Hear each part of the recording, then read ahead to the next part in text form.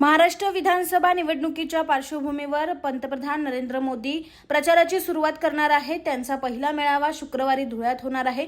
त्यानंतर ते नाशिकमध्ये सभा घेणार आहेत। ते राज्यात आठवड्याभरात एकूण 9 सभांना संबोधित करणार आहेत। भाजपच्या प्रचारासाठी नरेंद्र मोदींच्या सभांचा धडाका पाहायला मिळणार आहे। पंतप्रधान नरेंद्र मोदींची पहिली सभा आज होणार आहे। उत्तर महाराष्ट्रातील धुळे येथे होणार असून यानंतर ते नाशिकमध्ये दुपारी 2 वाजता जाहीर सभेला संबोधित करतील। 9 नोव्हेंबर रोजी दुपारी 12 वाजता अकोल्यात आणि दुपारी 2 वाजता नांदेडमध्ये प्रचार करणार असल्याचे त्यांनी म्हटले आहे।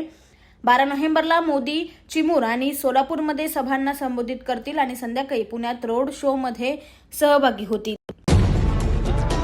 दिल्लीतील एक फुसका फटाका महाराष्ट्रात येऊन गेला असं म्हणत मुख्यमंत्री एकनाथ शिंदे यांनी काँग्रेस नेते राहुल गांधी यांच्यावर अप्रत्यक्ष टीका केली आहे। भंडारा जिल्ह्यातील पवनी येथे भंडारा विधानसभा मतदारसंघातील महायुतीचे अधिकृत उमेदवार नरेंद्र भोंडेकर यांच्या प्रचारार्थ भव्य प्रचार सभेचे आयोजन करण्यात आले होते।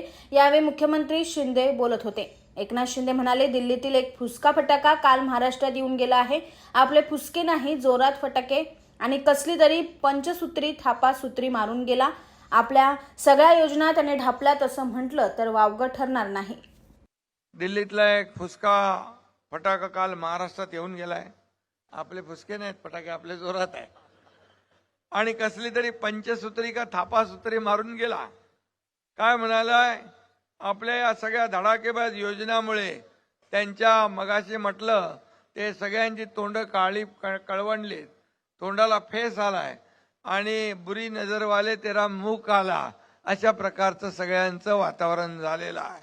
खरं म्हणजे आपल्या सगळ्या योजना त्यांनी ढापल्यात असं म्हटलं तर वावगं ठरणार नाही।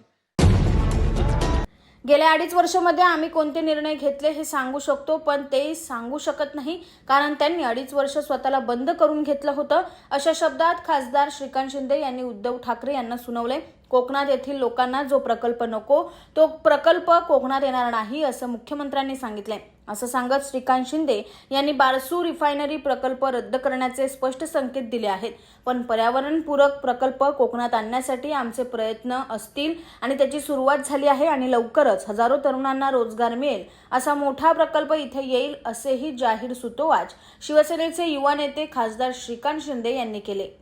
रिफायनरीवरती की रिफायनरीचं भूत जे आहे ते इथे कोणी आणलं आणि आता त्याला विरोध करण्याचं काम देखील कोण करतंय।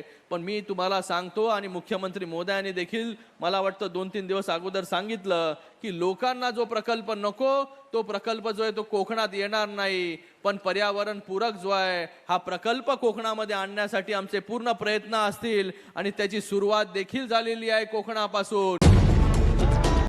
या पुस्तकातील मुलाखतीत छगन भुजबळ यांनी म्हटले आहे की अजित पवार यांच्या नेतृत्वाखाली राष्ट्रवादी काँग्रेस पक्ष भाजपबरोबर महायुती सरकारमध्ये सहभागी झाल्याचा आनंद पक्षाच्या सर्वच नेत्यांना झाला होता, कारण अर्थातच ईडीपासून सुटका ती झाल्याने सर्वांनीच सुटकेचा निश्वास सोडला। माझ्यासाठी तर ईडीपासून सुटका म्हणजे एक प्रकारे पुनर्जन्मच होता, अशा निसगदीपणे राष्ट्रवादीचे नेते व राज्याचे अन्न आणि नागरी पुरवठा मंत्री छगन भुजबळ हे सूचित करतात।